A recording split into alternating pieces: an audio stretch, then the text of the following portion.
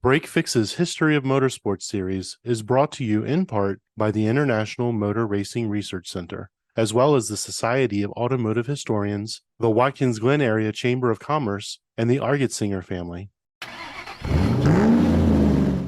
Suicide on the Track, The Case of Peter Kreis by William Walker. A longtime fan of open-wheel racing, William T. Walker Jr. was introduced to the Indianapolis Motor Speedway and the Indy 500 by broadcasts of Sid Collins. He grew fascinated by the careers of his cousins Peter Kreis and Rex Mays, both Indy drivers. The possibility of drivers dying by suicide on track has long been acknowledged, sometimes alleged, but seldom proven. It remains a forbidden topic because drivers are unwilling to admit any weakness, much less depression. The case of Peter Kreis, however, offers an opportunity to examine a case which resulted in 2 purposeful deaths at the Indianapolis Motor Speedway. Peter raced at Indy from 1925 to 1934, when he and his riding mechanic died in Turn 1. Indy drivers, track officials, and other experts could not identify any obvious cause for the accident, calling it the strangest death in all of racing history. After 50 years of research, William reached the conclusion that Peter took his own life. The results of his investigation were published in The Last Lap, The Mysterious Demise of Peter Kreis in the Indianapolis 500 by Octane Press in 2023. Please note that the following episode is based on real events and contains depictions of suicide. If you or someone you know is experiencing suicidal thoughts or a crisis, please reach out immediately to the Suicide Prevention Lifeline at 800-273-TALK 8255 or text HOME to the crisis text line at 741-741. These services are free and confidential.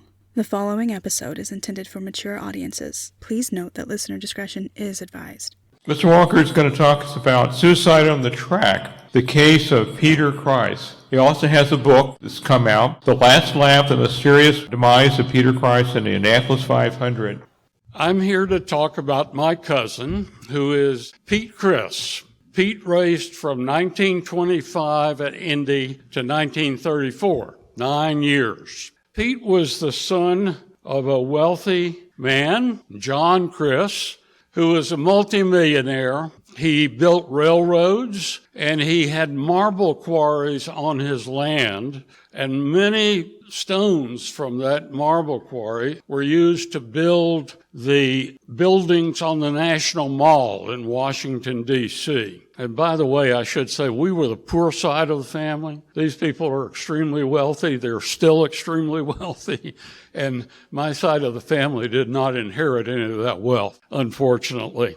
Like a lot of fathers, and especially like if you know Joseph Kennedy, who fathered John and Robert and Teddy, he wanted to build a dynasty. And he pushed his 3 sons, John Jr., Pete, who is the race driver, and Harmon. And he pushed these kids very hard. He wanted them to be risk takers. He wanted them to be daring. To give you a sense of what Pete was like, they had the biggest house in Knoxville, still beautiful. His sister lives there, and by the way, his sister, who is now departed, helped me tremendously. Her name was Hazel, and she gave me all of his papers, would answer all my questions. Always had the best cars, Auburns, whatever it was, he had it. Very handsome fella, not terribly attracted to the women, but he was always making jokes. He always dressed in a 3-piece suit, and he would come to the track in that 3-piece suit and go into the shed and change into his overalls. Generally, he would leave his tie on. Pete began driving on the back roads of Knoxville. He learned how to drive using his father's 1920 Marmon, which he souped up and drove around the back roads. There was one race course in Knoxville, and he drove on it. One day, however, as he was just approaching 24, a friend asked to be driven to Knoxville from this rural area where they lived, and Pete looked at him and joked. Pete was a very gregarious kind of person and great fun.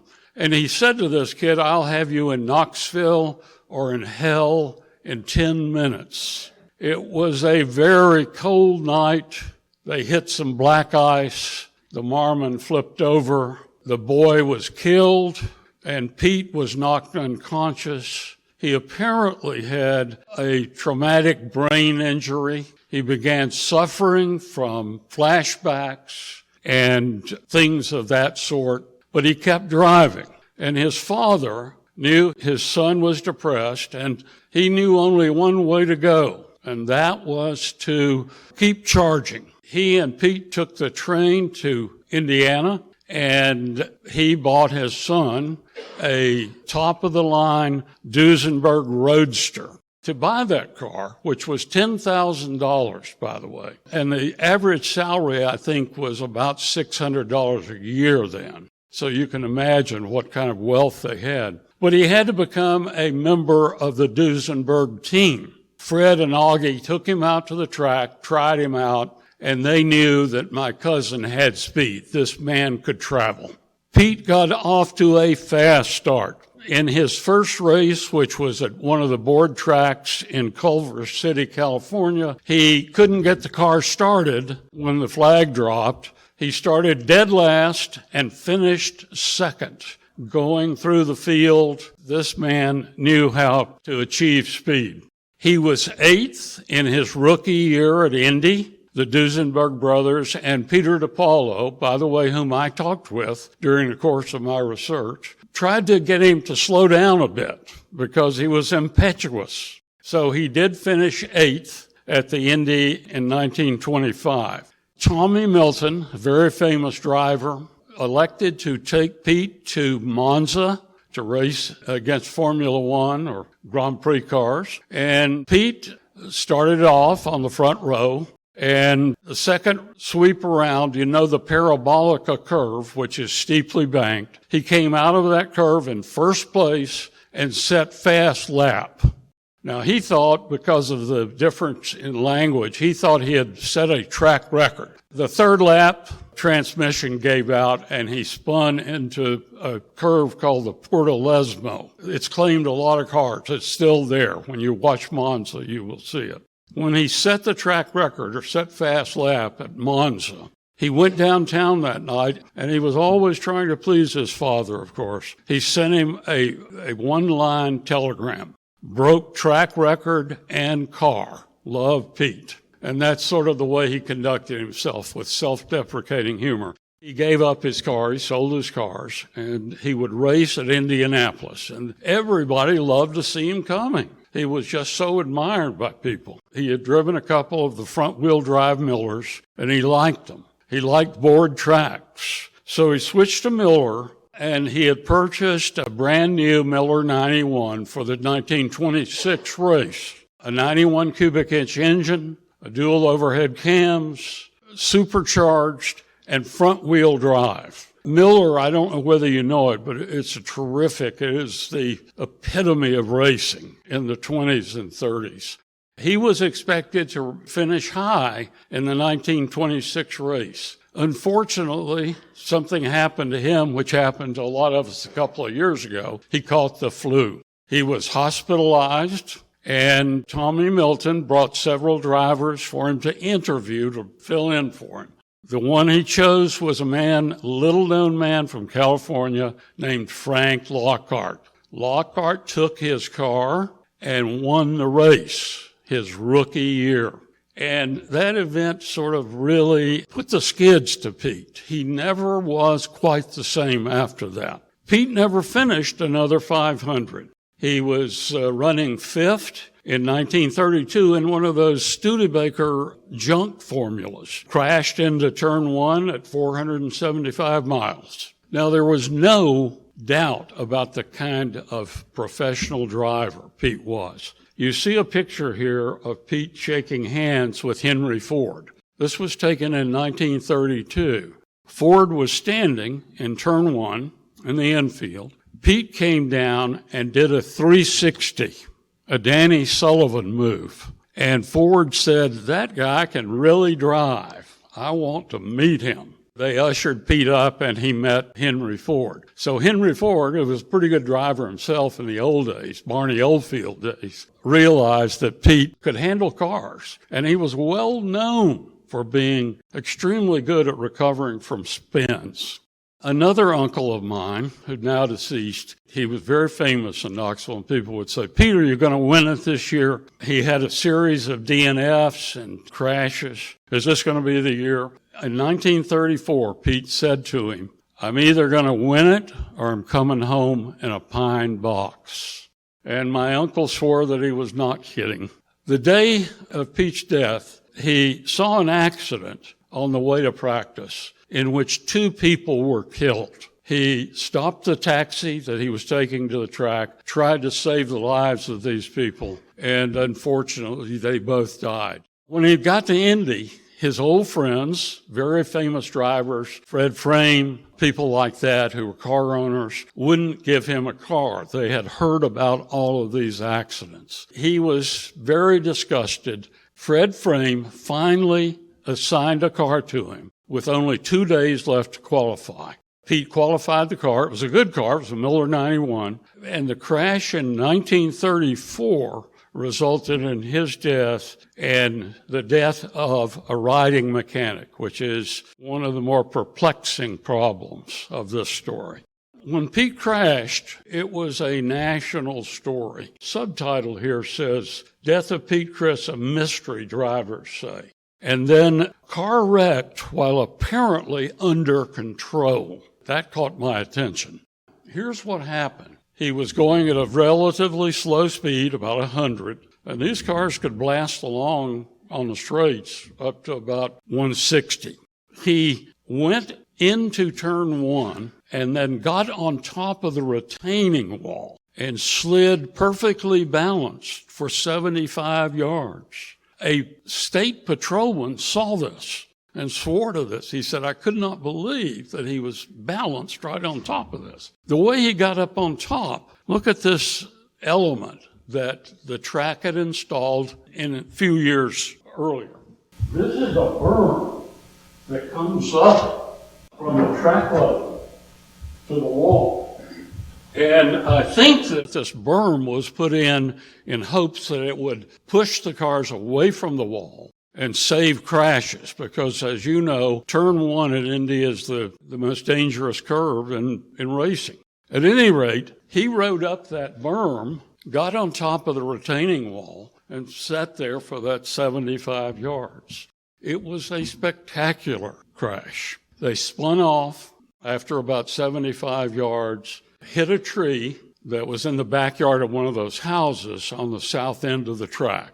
They hit, unfortunately, right at the cockpit. It killed both Pete and the riding mechanic. It nearly severed Pete's legs from his body. The mechanic lived very briefly. Pete was killed instantly.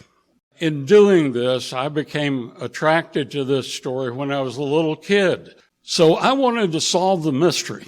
A bunch of drivers and officials, winner of the Indy 500, concluded in one of the print stories, they said, this is the strangest death in all racing history. And I was determined to solve that mystery.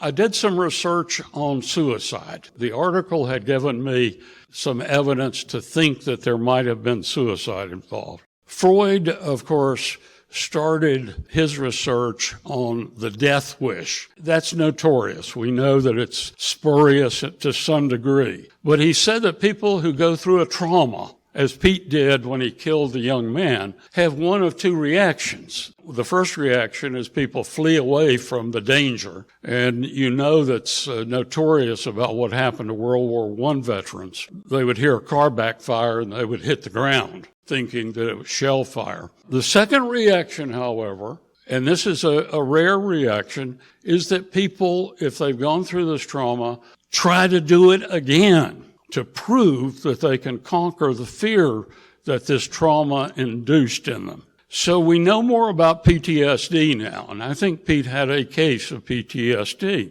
A medical doctor at Harvard has done a lot of research into suicide, and he found that potential victims of suicide engage in a series of near-death accidents to practice subconsciously their final act. Their psychological pressure closes them off from other people. They lose friends. There is often a slight precipitating factor that may be very tiny, but it kicks them off. And then in some cases, and this is, of course, the key to proving suicide, there's an announcement in a note or gesture.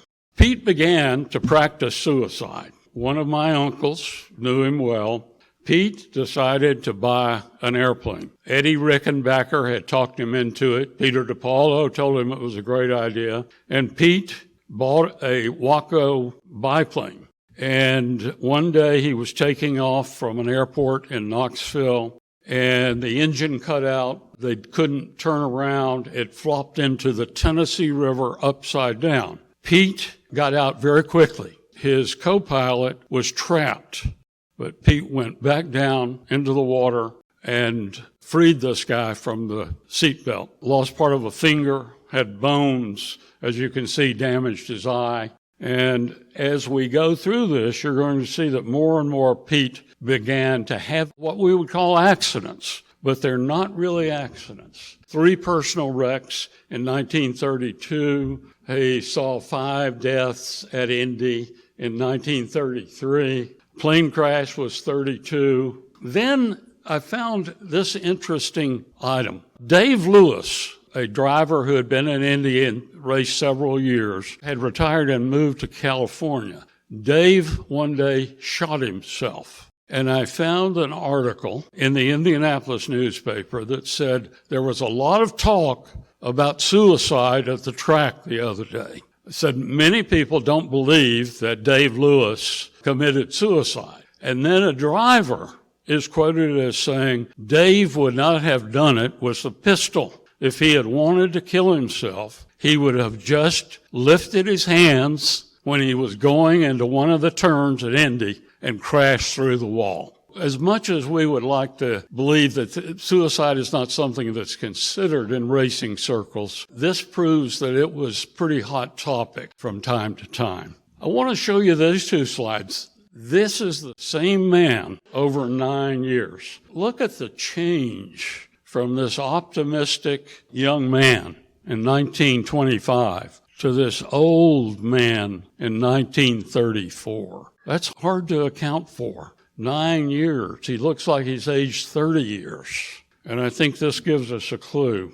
In 1935, at Daytona Beach, Malcolm Campbell was trying out the Bluebird. The AP reporter for racing got together a group of Indianapolis experts. Pop Myers was there, if you know him. He was vice president. Eddie Rickenbacker's brother was there. Bill Cummings, who had won the 1934 race. And they had drinks in a bar at the Clarendon Hotel right on the beach. They went through what I call an inquest, coroner's jury, into what happened to Pete Kreis. And they noted these things, that it was practice, there were no other cars on the track, he was driving at a relatively slow speed, they had examined the car, there were no mechanical defects, there were no impediments on the track, no skid marks. He hadn't tried to brake. He hadn't tried to steer out of the thing. As the reporter said, it appears that his car was under control when he went up on the wall.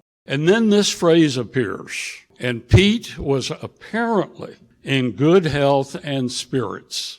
If you know anything, that's an invitation to draw a conclusion that this was suicide. But they didn't draw that conclusion. They said they finally decided they just couldn't reach a conclusion. They called it the strangest death in all racing history.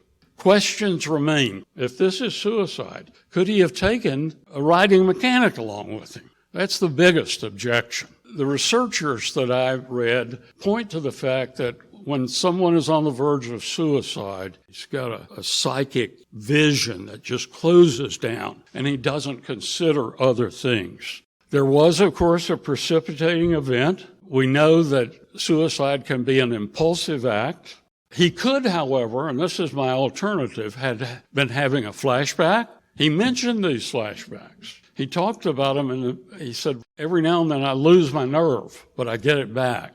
It may have been that he was having those flashbacks. But the biggest thing, of course, is there was no note or gesture.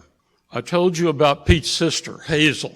Hazel was quite old when I met her. A wonderful lady, just wonderful person. Strong, energetic. All three of her brothers died, and she took over the family, ran the outfit. Called me one day and said, Bill, I need you to come down. We need to have one of our talks. And when I got to her home, this big Italian villa, she said, Bill, I have something I haven't told you.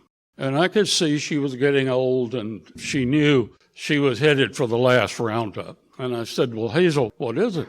And she said, Pete knew he was going to die that day. And I said, well, Hazel, how do you know that? How do you know that he knew? She said he had a premonition. We'd been talking for years, and she hadn't told me this story. I said, well, how do you know this? She said, Pete had a diamond ring, and I used to tease him about that diamond ring. Every time I would see him, I'd say, Pete, when are you going to give me that ring? I want that ring. He would tease her back. They were very close. And he'd say, no, Hazel, it's not time for you to get the diamond yet. Right before the practice run, right before Pete went out for his last run, he took the ring off, gave it to the pit captain, and said, if anything happens to me, make sure that my sister gets this ring. Now, Hazel saw this as a premonition, that it was God's will that Pete was going to die, and he knew it, and he accepted it. I see it as a gesture announcing that he had decided to commit suicide.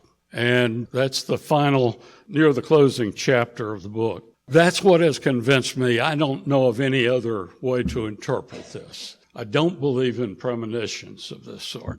His tombstone is in my family cemetery in Knoxville, Tennessee.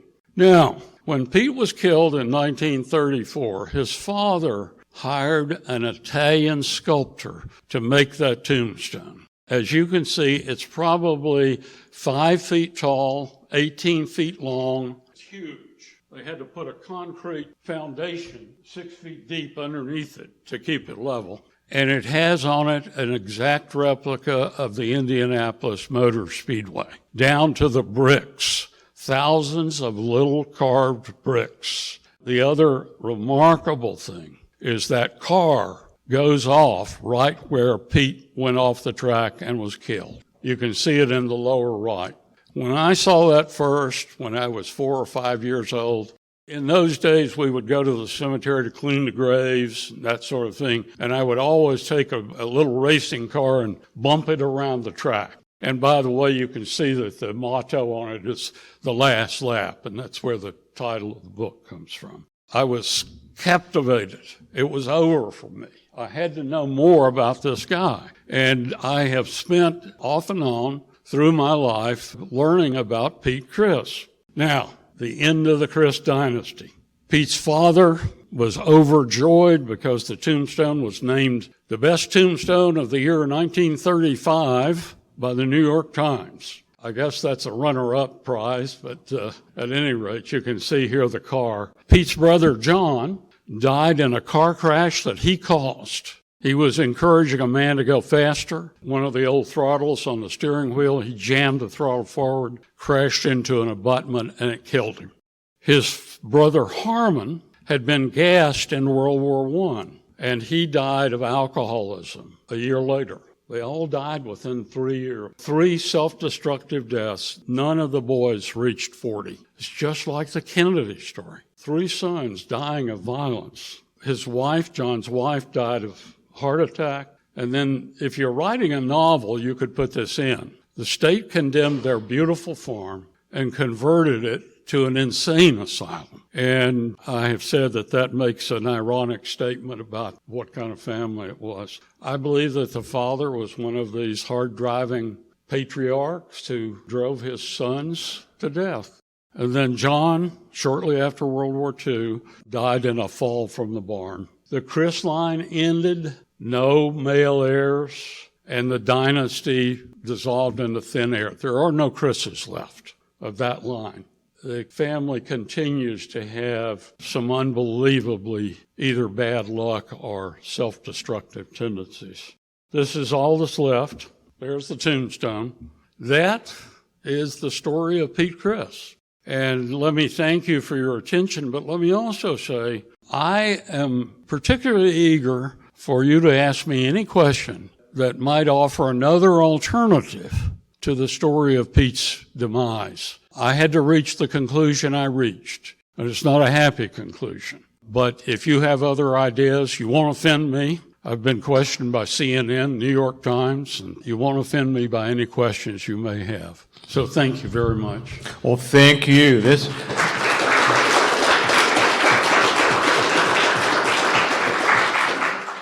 Please go ahead. Can you please read the line on the tombstone on the bottom, the very bottom? This guy is waving a checkered flag, and it says the last lap. The other line is Indianapolis Speedway. This is a portrait of Pete, but I talk about the way that I think John really inflated his son's reputation. The last lap suggests, I think, that there was a victory involved. The black and white checkered flag suggests that. Somewhat misleading, and some of the people in Knoxville remarked on that when it came up. Did Pete's brothers have any children? There were no children.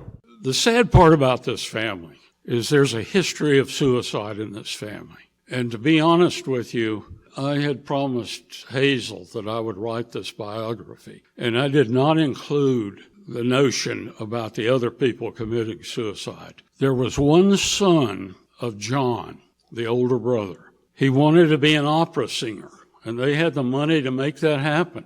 And John was trying out to be an opera singer. One day he had been put down by a music director and was told he just did not have the voice to be an opera singer. He went home and chiseled out a part of the floor, a wooden floor, and he took a butcher knife and jammed the handle of that butcher knife into the floor and then fell on the knife and killed himself. And this is the way this family has lived. Very sad business. And I could tell you, you would know them. This family owned all of the Ruby Tuesday restaurants in the United States. That's what they did with their money following this sad event. But it's a family that is filled with tragedy after tragedy and still going on. I wonder if today it would be possible to do a computer simulation of that situation and see the circumstances under which a car could leap up over that wall. It is an amazing situation. I wondered about that, and then I came across this picture of the berm.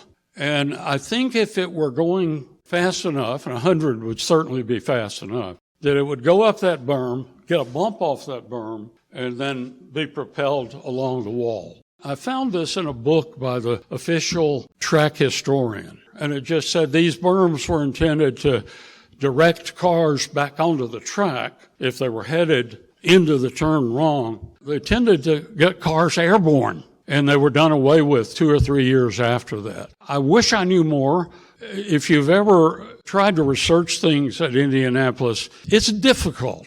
You need to go through really do a deep dive into archival stuff to find that out. But I think it was that berm, and there were berms at each of the corners. What was his relationship with these riding mechanic? Because he was killed, right, in the wreck. I mean, it seems like he tried to save people. He would do that and take the life of somebody and stuff. That's the one, to me, that's the one flaw in my argument. Could he really have decided to do himself in at a time that he had another person in the car? I must admit I gave in to psychological theorizing, and what I said was that it might have reminded him of the young man he had in his car when he had the accident in Knoxville, that he had a passenger in the right front seat. And that's the only thing I have. And I must say, I thought long and hard. And if you read the book, you will see my sort of agonizing over this interpretation. But the diamond ring story is such powerful evidence that I have to believe that that's what he did. Okay. And what about his brother and his father? Was that a suicide too, or could have been? No, I don't think he did. He was this man never gave up. Never gave up. He was the son of a Civil War hero. They did foolish things to test their luck. Foolish things. And he taught his sons to do foolish things. So it was a difficult thing. I see we're reaching the end, and I've enjoyed this. Can I tell you one more story? This combines a lot of the elements of this weekend for me. Some years ago, I had written part of this book, and I've written this book 100 times, different ways. I decided that the quickest way to get the story out would be to get Paul Newman to do a movie about Pete. I thought about how to do that, and I knew a man that probably many of you have met, Reeves Calloway. Reeves set up his cars, Paul Newman's cars. And I gave Reeves a call, very welcoming sort of fellow, really nice guy. And I said, I need 15 minutes of your time to tell you a story. And he said, sure, come on up. And my wife and I drove up to Connecticut, and I had a picture book then, and I gave him this whole thing that you've just seen. And he said, well, that's a very interesting story. How do I fit in? And I said, I want you to give this to Paul Newman and see if he'll do a movie of it. And he said, Paul will love this story. And he took the books and took them to Paul Newman, and Paul decided he could not do it because he was too old to play the lead. And so now I have a very nice letter from Paul Newman on my wall, and that's the end of my near miss, let's say. Thank you very much. Thank you. Thank you very much. We can all help prevent suicide. The 988 Lifeline provides 24/7 free and confidential support for people in distress, prevention, and crisis resources for you or your loved ones, and best practices for professionals in the United States. If you or someone you know is experiencing suicidal thoughts or a crisis, please reach out immediately to the Suicide Prevention Lifeline at 800-273-TALK 8255 or text HOME to the crisis text line at 741-741. These services are free and confidential.